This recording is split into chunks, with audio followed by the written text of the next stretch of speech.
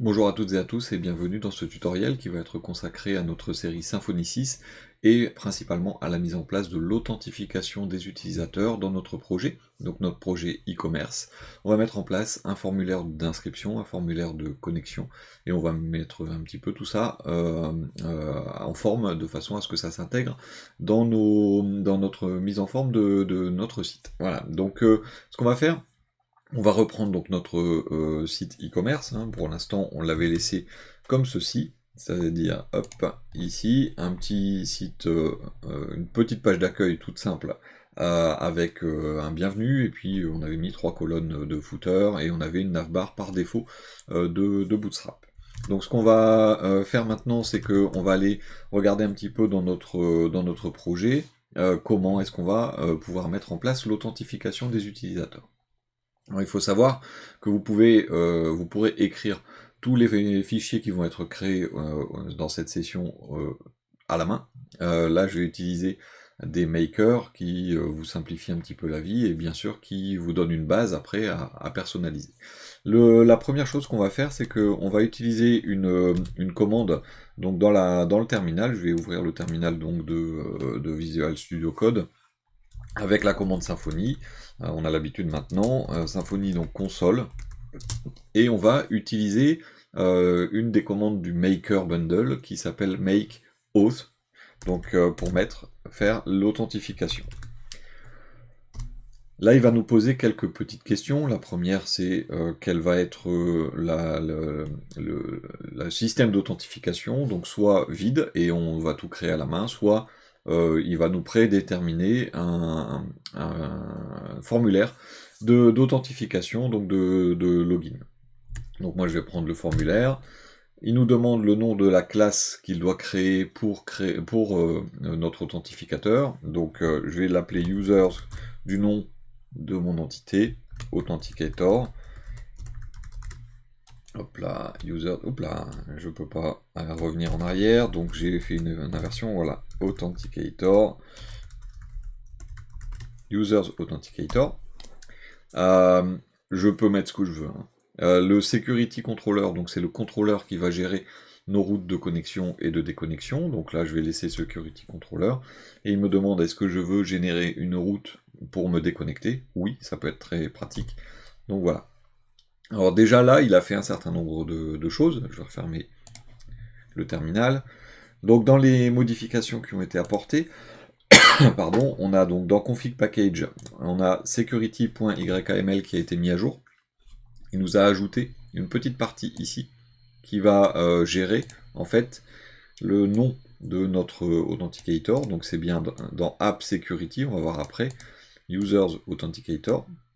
Ensuite on a un paramètre logout qui nous donne le nom de la route qui contient le logout. Et éventuellement on peut décommenter cette ligne là pour lui dire à quel endroit on veut que l'utilisateur retourne ou aille une fois qu'il est déconnecté. Ensuite, dans les fichiers mis à jour ou créés, on a le security controller. Donc ce security controller, qui étant abstract controller, va contenir une route qui s'appelle app login et qui a le chemin /login. Alors moi je ne vais pas mettre en anglais, je vais mettre connexion. Voilà. Donc c'est une méthode qui s'appelle login. Et elle fait 2-3 petites choses très, très simples. On a éventuellement une condition qui nous permet, donc avec this get user, qui va nous permettre de savoir si un utilisateur est connecté ou pas, et bien de rediriger vers une autre page. Donc ça, vous le décommentez si vous voulez envoyer par exemple vers le compte de l'utilisateur, s'il est déjà connecté et qu'il essaye d'aller sur la page login. Ici, donc, vous pouvez avoir éventuellement un message d'erreur. Donc vous récupérez avec la méthode getLastAuthenticationError le message d'erreur et vous le mettez donc dans un message qui s'appelle dans une variable qui s'appelle error. Et last username, donc ça c'est pour récupérer le dernier nom qui a été entré par l'utilisateur. C'est pour pré-remplir éventuellement donc notre formulaire et ensuite on fait le tweak, tout simplement. Donc on charge le twig, et donc si je la mets en forme un petit peu si je mets en forme un petit peu ce tableau, voilà à quoi ça ressemble. Donc j'ai deux paramètres qui sont passés, last username et error. Alors moi je préfère utiliser, vous voyez que là en fait il y a last username qui a été écrit comme ceci, et là last username qui a été écrit avec un underscore. Vous pouvez éventuellement simplifier en utilisant compact, mais dans ce cas-là, ici ce sera last username avec un U majuscule qui sera utilisé. Et logout qui est ici, donc c'est la route qui permet de se déloguer. Alors il faut, donc qui est là, app logout, la méthode logout qui throw une exception, donc qui génère une exception. Elle sert à rien en fait, hein, cette méthode, elle peut rester vide. Il ne faut rien mettre dedans. Elle est gérée automatiquement par Symfony. Ensuite, dans Security, je vais avoir Users Authenticator, et c'est lui en fait qui nous fait toute l'authentification. Donc il récupère un trait qui s'appelle Target Pass, qui va nous permettre d'avoir un certain nombre d'informations à l'intérieur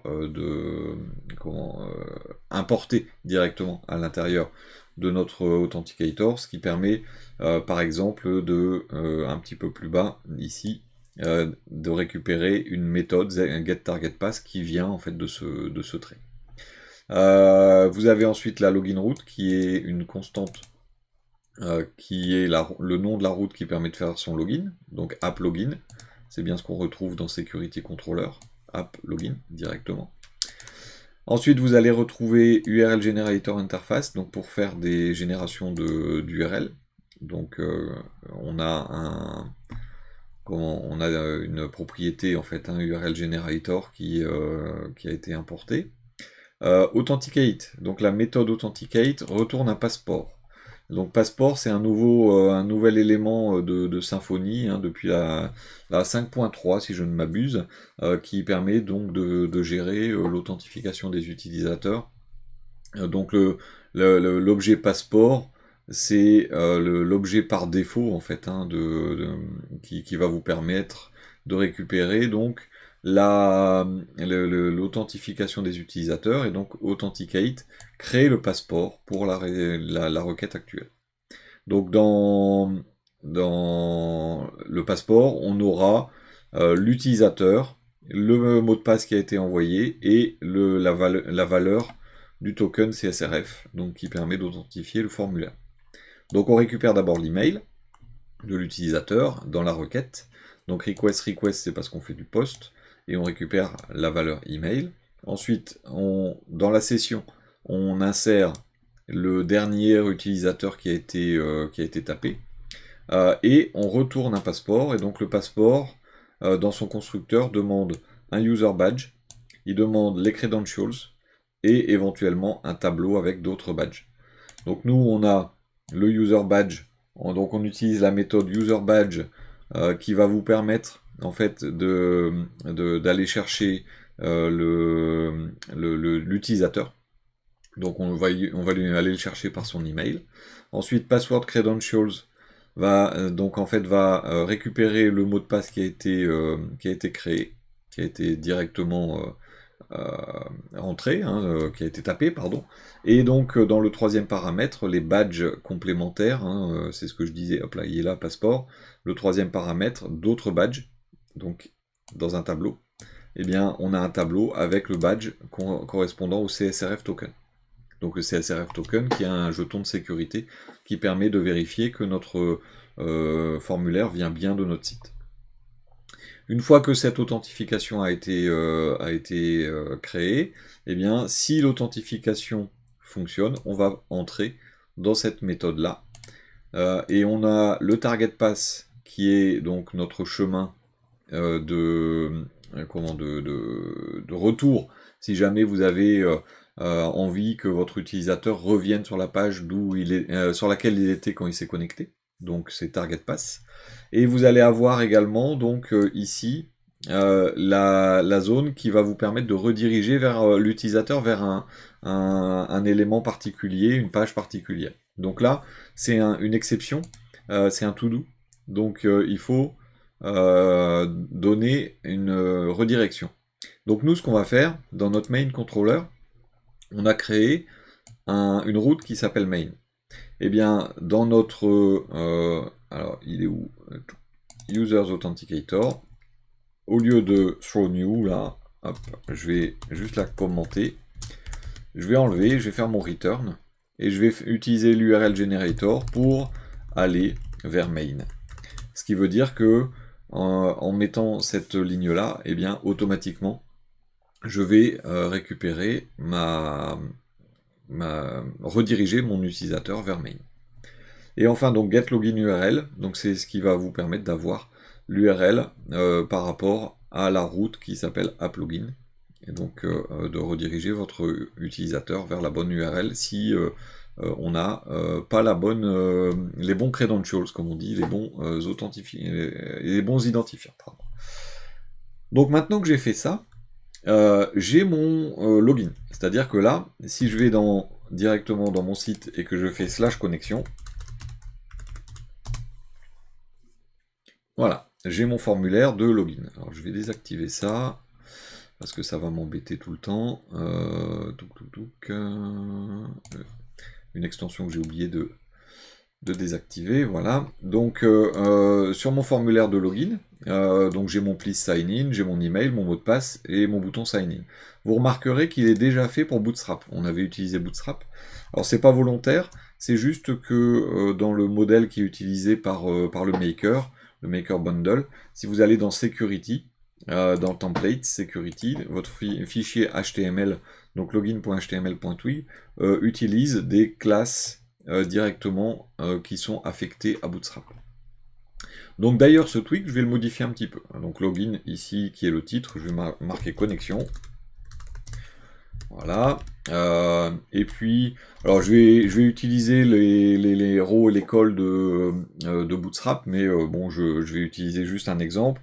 Disons que je vais faire une section qui sera un container. Je vais mettre dedans une div qui sera...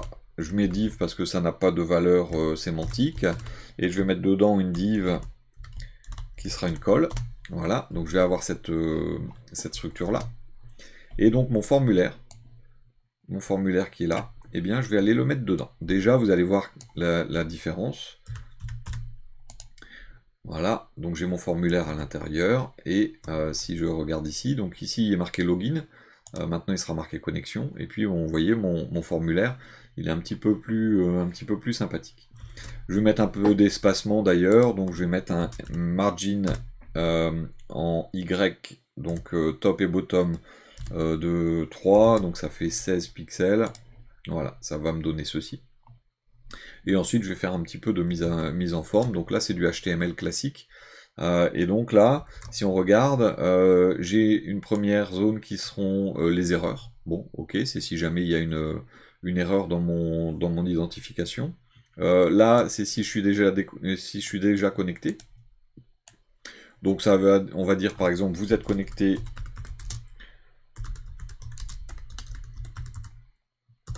et comme. Et donc là, on verra tout à l'heure qu'il y aura une erreur là. Et ici, me déconnecter. Par exemple. Ensuite, ici, please sign in, bah, je vais marquer me connecter. Email. Le dernier username qui a été utilisé, qui est injecté en valeur. Password, je vais mettre mot de passe. Voilà. Et donc mon token. Et je vais avoir mon bouton ici, connexion. Donc me connecter. Par exemple. Et donc ils l'ont mis en BTN primary. Et puis je vais mettre un MT margin top de 3. Ce qui va me faire hop, ceci. Voilà donc mon formulaire. Donc là, si je mets par exemple démo, nouvelle techno, voilà, et je vais mettre AZERTY, je vais faire me connecter, et hop, j'ai ici une erreur, invalid credentials. Ça se fait tout seul. Pourquoi? Parce que j'ai cette zone ici, error. Donc if error va me permettre de vérifier si dans mon contrôleur, ici, j'ai quelque chose dans error. c'est-à-dire que je vais être passé dans cette ligne-là, je vais avoir quelque chose dans error, et si error existe, eh bien je vais afficher cette zone-là. Ensuite, la zone qui est en dessous, ici, va me permettre de savoir si je suis déjà connecté ou pas. Donc vous allez voir que app.user va vous permettre de récupérer les informations de l'utilisateur. Et c'est là qu'on va avoir une erreur ici. Je vous expliquerai tout ça dans quelques minutes. Alors ici, ça ne fonctionnera pas parce que si on regarde dans ma base de données, si je vais dans les users, j'en ai pas. J'ai pas d'utilisateur, donc forcément, je ne peux pas le connecter. Alors pourquoi? Parce que mon utilisateur n'est pas inscrit. J'ai encore aucun utilisateur. Donc là, je vais rouvrir le terminal et je vais faire... Hop là, j'ai tapé au mauvais endroit. Tac, ici. Je vais donc ici maintenant utiliser une autre fonctionnalité du Maker Bundle qui est le Make Registration Form. Donc je vais faire un Symfony console make registration, hop là, make registration form. Formulaire de connexion. Enfin d'inscription, pardon. Donc là, il me demande est-ce que je veux une annotation unique entity pour mes utilisateurs pour s'assurer que des comptes en double ne soient pas créés. Ah là, oui. Donc c'est yes par défaut, je valide. Est-ce que je veux envoyer un email aux utilisateurs après l'enregistrement? Si vous mettez yes là, vous allez avoir besoin d'utiliser un bundle extérieur qui est de SymfonyCast, Verify Email. Moi, je vais dire non, et on mettra la vérification des emails nous-mêmes par la suite, dans un tuto suivant. Est-ce que vous voulez automatiquement authentifier les utilisateurs après l'enregistrement? Personnellement, j'adore cette option-là, parce que c'est conseillé au niveau UX Design de connecter directement pour éviter que les utilisateurs aient à retaper un nouveau formulaire avec les mêmes informations. Donc oui. Et là, donc, il m'a fait des nouvelles choses. Je vais fermer le terminal. Il m'a fait des nouvelles choses. Donc, on va aller voir tout ce qui a été modifié. Donc là, si on regarde, au niveau security, il n'y a rien qui a changé. Pourquoi? Parce que ça n'est qu'une inscription. Par contre, dans les contrôleurs, j'ai un nouveau contrôleur qui s'appelle Registration Controller. Et donc, il a une route qui s'appelle /register. Donc là, moi, je vais marquer /inscription. Et elle s'appelle app-register. Donc dans mon URL, j'aurai inscription. Qu'est-ce qui se passe à l'intérieur? Eh bien, à l'intérieur, je vais récupérer la requête, je vais récupérer le password hasher, je vais récupérer mon interface user authenticator, donc qui est le security user authenticator.php. Pardon, c'est là. Donc là, je vais avoir user authenticator interface, donc là, l'interface pour l'authentification. Et je vais avoir l'entity manager pour pouvoir accéder à mes entités. Ensuite, je crée un nouvel utilisateur, je crée le formulaire correspondant et je gère le formulaire. Et si ce formulaire est bon, je gère l'inscription. Donc qu'est-ce qui se passe pour l'inscription? Rien de spécial, tout ce qu'on va avoir tapé dans le formulaire va venir dans la base de données, sauf que le mot de passe va devoir être haché, donc on va utiliser le password hasher pour hacher le mot de passe et le stocker en base de données. Ensuite, on persiste et on flush. Donc on inscrit dans la base. Et ici, il y a un petit commentaire. Eh bien, faites à cet endroit-là tout ce que vous voulez. Par exemple, envoyer un email. On le fera par la suite.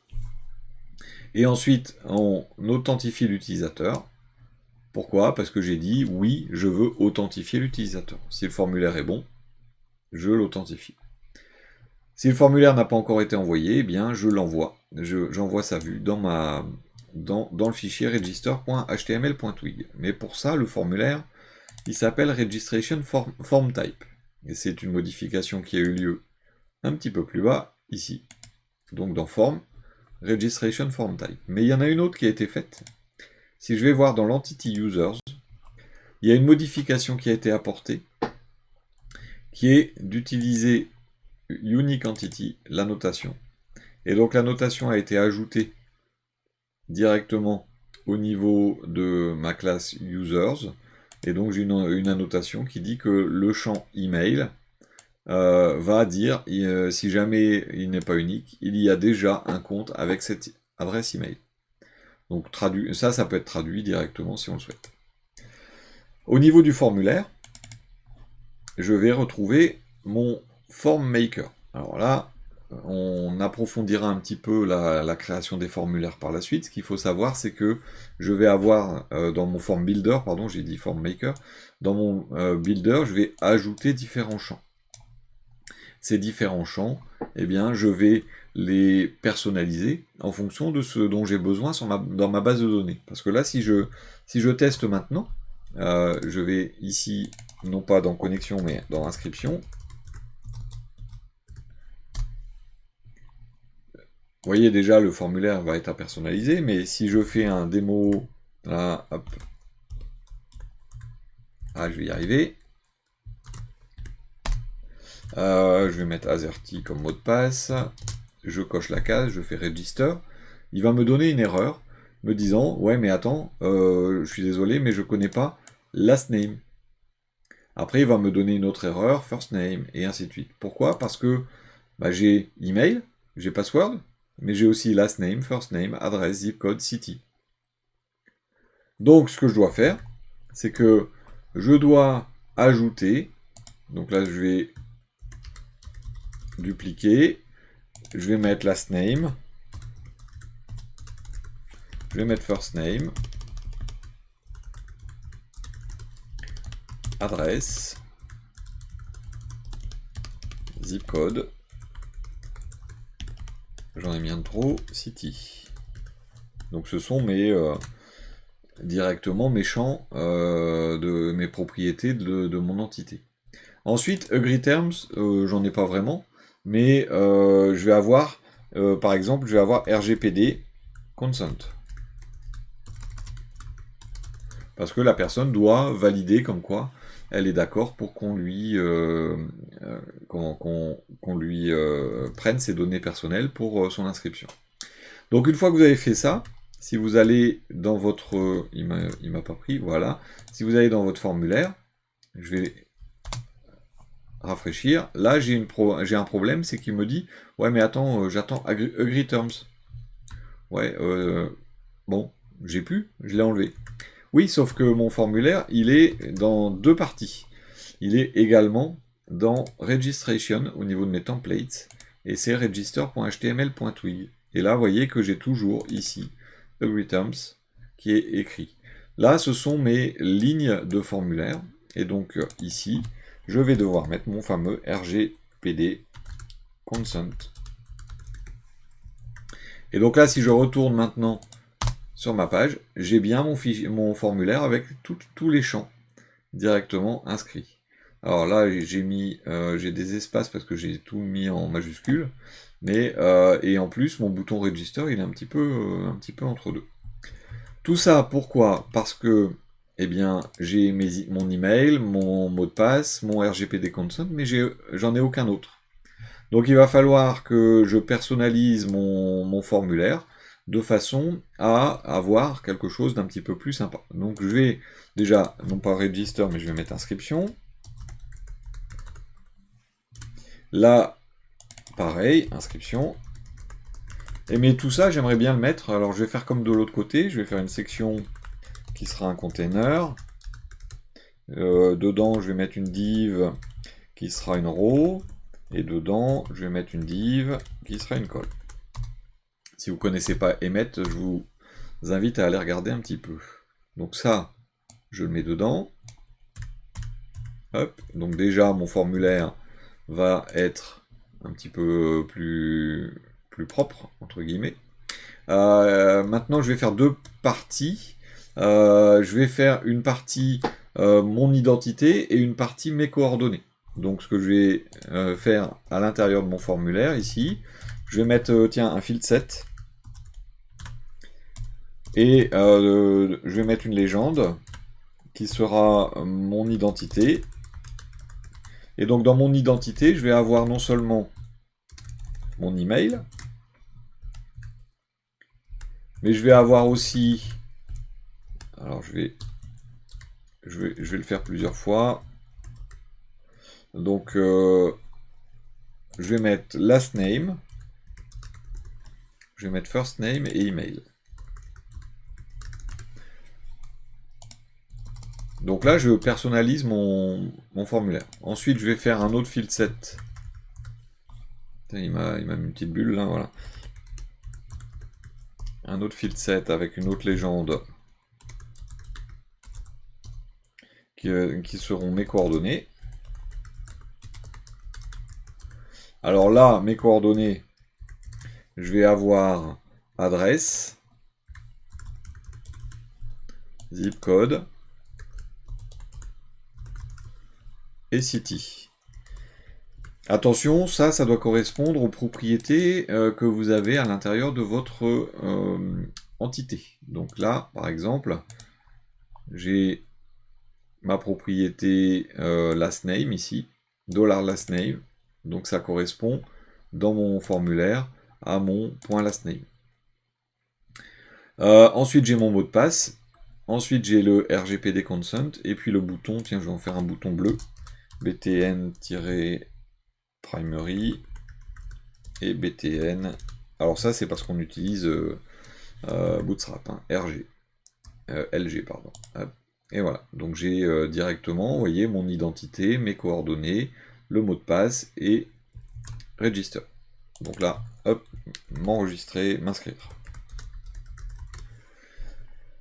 Je peux également, si je le souhaite, ajouter une classe, tiens, à mes field sets. Je vais mettre une classe MB-3, margin bottom, ce qui va permettre d'avoir un petit peu d'espacement entre eux. Et sur le bouton, je vais mettre un MY3 qui va me permettre également d'aérer un petit peu. Voilà. Alors maintenant que j'ai fait ça, vous remarquez que j'ai last name, first name, et puis c'est pas très très propre. Alors je vais pouvoir créer un certain nombre enfin passer un certain nombre de paramètres directement depuis mon formulaire. Donc je vais aller dans Registration Form Type, et ici, en fait, pour email, je vais lui dire que c'est un email, avec une classe qui s'appelle email type. Alors j'insiste sur le fait qu'il va falloir bien utiliser les use correspondants, donc component form extension core type email type. Bon, il l'a mis automatiquement. Je vais avoir donc pour last name, first name, adresse, zip code et city, je vais pouvoir leur mettre text type classe. Alors pourquoi je fais ça? C'est simplement parce que en plus je vais avoir à ajouter un certain nombre de choses. Alors je vais faire tout ça en même temps. Je vais mettre un tableau, et pour chacun il y aura un tableau de paramètres.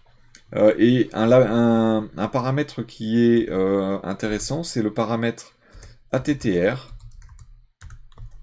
qui permet de mettre des attributs, dont un attribut important quand on utilise Bootstrap. Alors j'utilise pas le Bootstrap template, j'aurais pu, hein, il y a un twig, il y a un template Bootstrap twig, mais je trouve qu'on a un peu plus de facilité et surtout de personnalisation possible en utilisant directement les classes.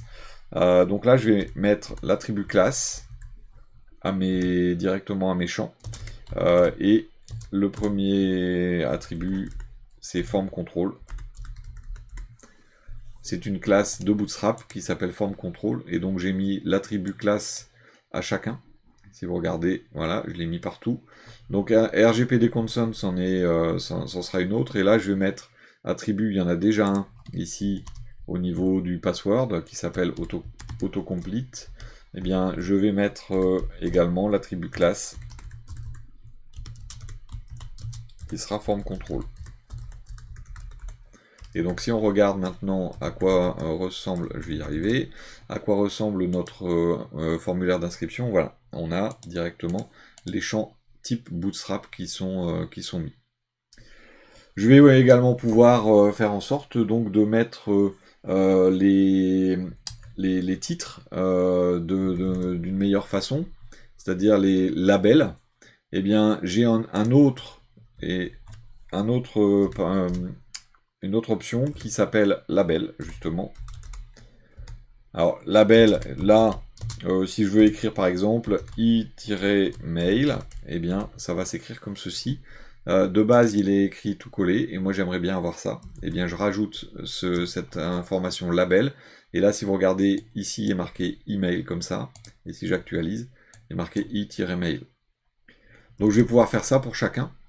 Donc, cette ligne label, hop, je vais sélectionner, je vais aller là, et là, c'est le nom. Ensuite, ici, ça va être le prénom. Pour l'adresse, adresse. Pardon. Je mettais à l'anglaise. Le zip code, c'est le code postal. Et city, c'est la ville. RGPD consent, je vais pouvoir faire la même chose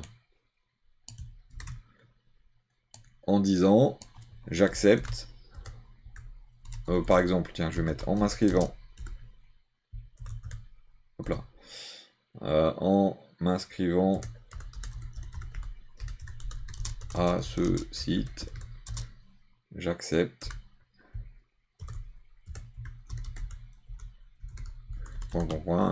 Après, on met le texte qu'on veut hein, pour être conforme au RGPD.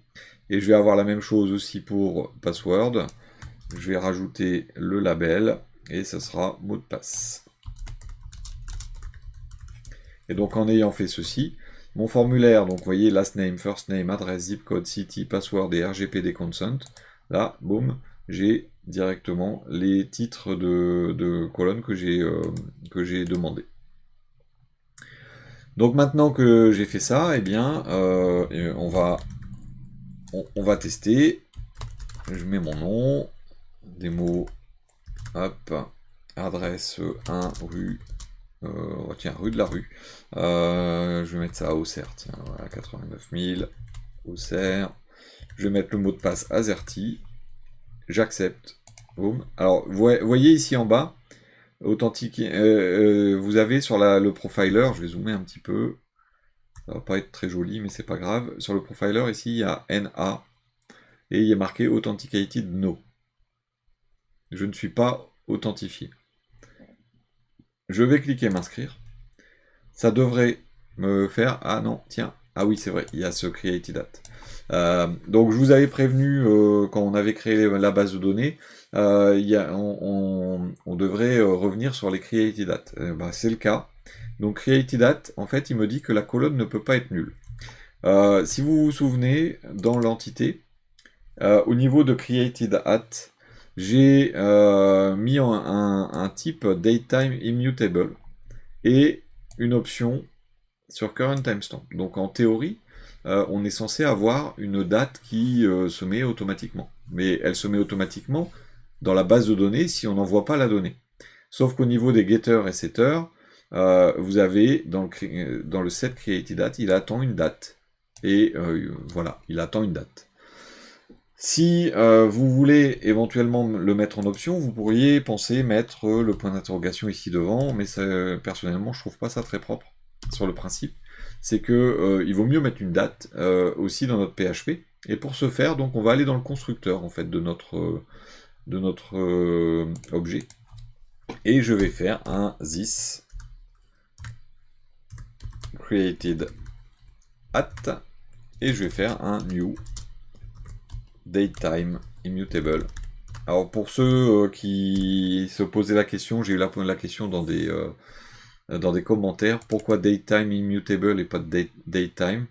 Le datetime immutable, si on fait des manipulations sur la date, ne va jamais changer la date. Si on fait par exemple un plus un jour sur un modify, il va pas changer la date dans l'objet, mais il va changer la date dans sa copie. C'est ce qui permet d'éviter d'avoir des problèmes de comparaison de dates. En le mettant en datetime immutable, au moins vous n'avez pas ces problèmes de modification de date. Je l'ai expliqué donc en réponse à un commentaire. Donc maintenant que j'ai fait ça, je l'ai dans mon constructeur. Si j'actualise mon inscription, je vais faire renvoyer. Voilà, je suis bien arrivé sur ma page d'accueil, ce qui était attendu. Et ici, vous voyez, Authenticated Yes, je suis bien demo@nouvelle-techno.fr, j'ai le role user, j'ai un token donc, qui m'a été donné, donc je suis connecté. Et je peux éventuellement me déconnecter. Donc là, je suis déconnecté, et si je vais sur /connexion, je fais un démo nouvelle techno, je fais AZERTY, je me connecte, et vous voyez que ça fonctionne, je me suis reconnecté.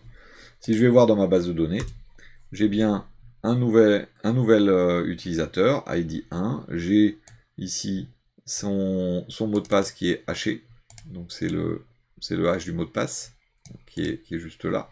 Je vais avoir donc les informations de connexion, pardon, enfin d'identification et d'adresse. Et donc j'ai ici la date de création en fait de cet utilisateur. Maintenant que c'est fait, ça serait pas mal de pouvoir avoir sur notre site un certain nombre d'options. Alors la recherche ici, j'en ai pas besoin, je l'ai mis la dernière fois parce que c'était juste une introduction au template. Et donc là, ce que je vais faire, c'est que je vais aller modifier un petit peu mes templates. Je vais fermer tout ça. Hop. Et je vais aller dans le template, donc dans le partiel nav. Et dans ce partiel nav, je vais comment faire quelques modifications. Donc là, je vais l'appeler e-commerce. Mais surtout, donc, ce que je vais faire, c'est que je vais enlever mon formulaire. Et je vais refaire un UL, comme là.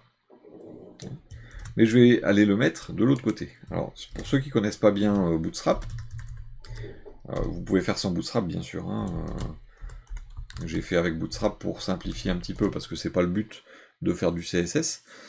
Ici, j'ai ME Auto, c'est Margin End Auto.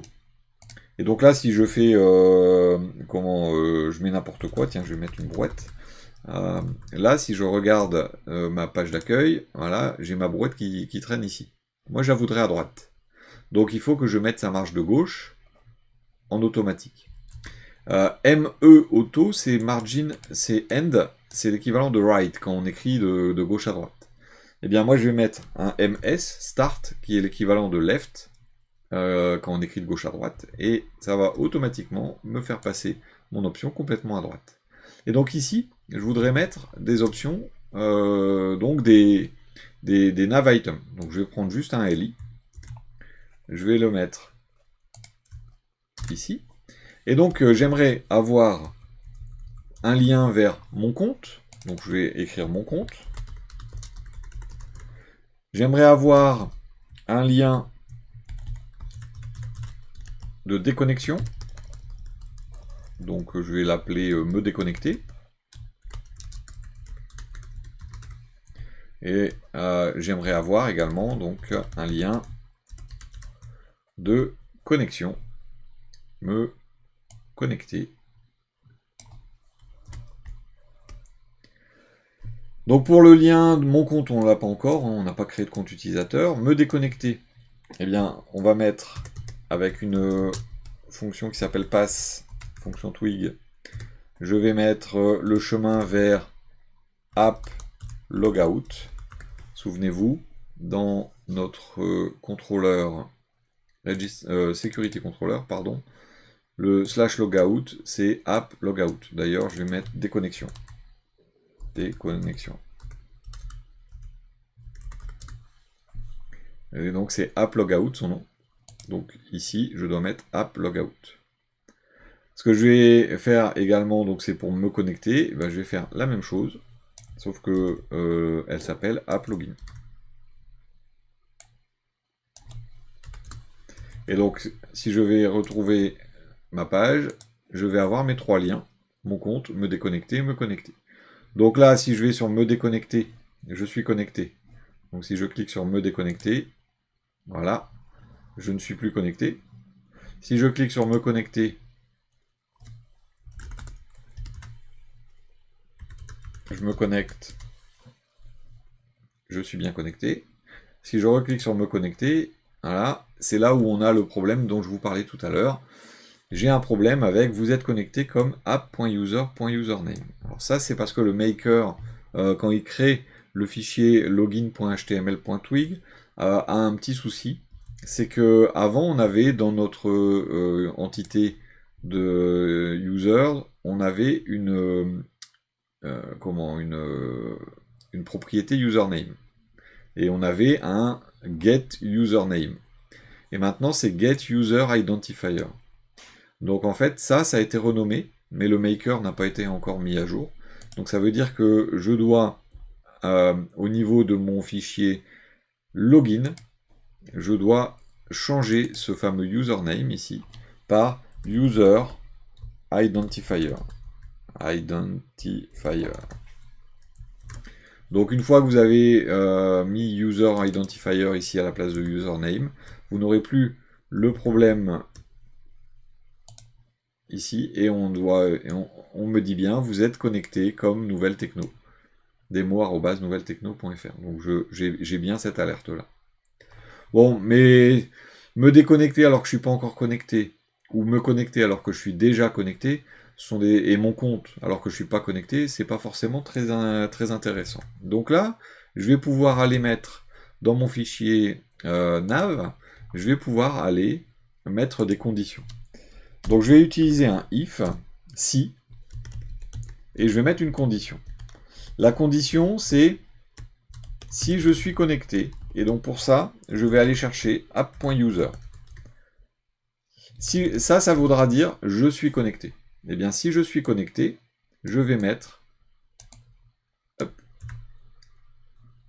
Ah, il indente avec des tabulations. C'est pour ça.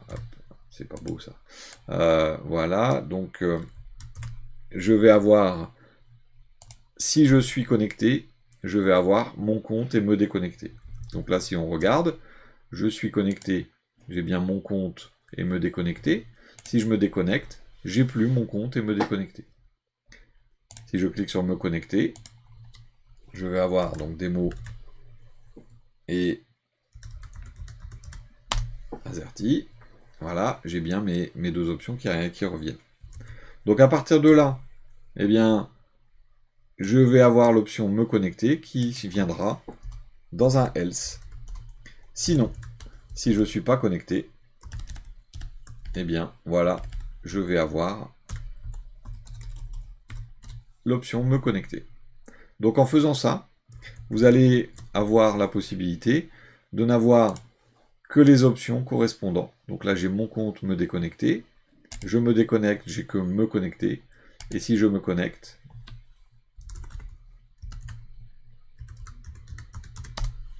je reviens avec mes deux options.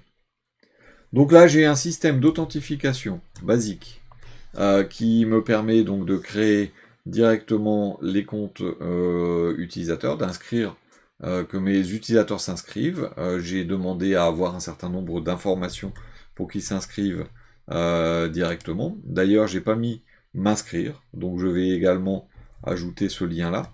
Donc je vais dupliquer ceci, et c'est app register, et c'est m'inscrire. Hop, m'inscrire.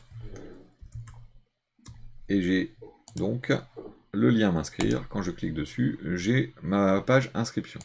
Alors quelquefois, vous pouvez également voir, j'ai le bouton m'inscrire, qui est ici, et je peux avoir éventuellement, si je le souhaite, je vais me mettre dans Register, ici, je pourrais très bien ajouter une balise A à côté, hop, avec un pass app, je suis dans Register, donc login,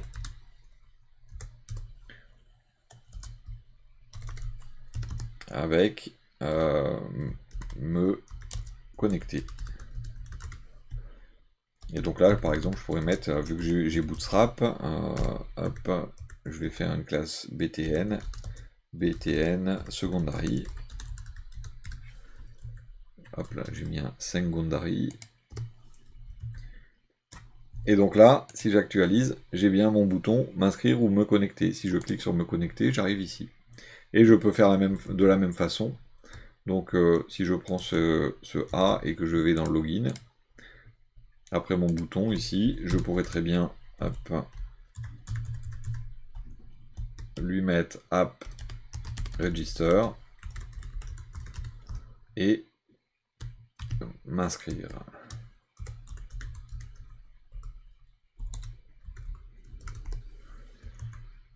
Et donc là, si je suis déjà inscrit, enfin si je suis pas encore inscrit, je clique sur m'inscrire, sinon je clique sur me connecter. Alors là, il y a un petit décalage, je pense que c'est à cause de ça. Hop. Voilà.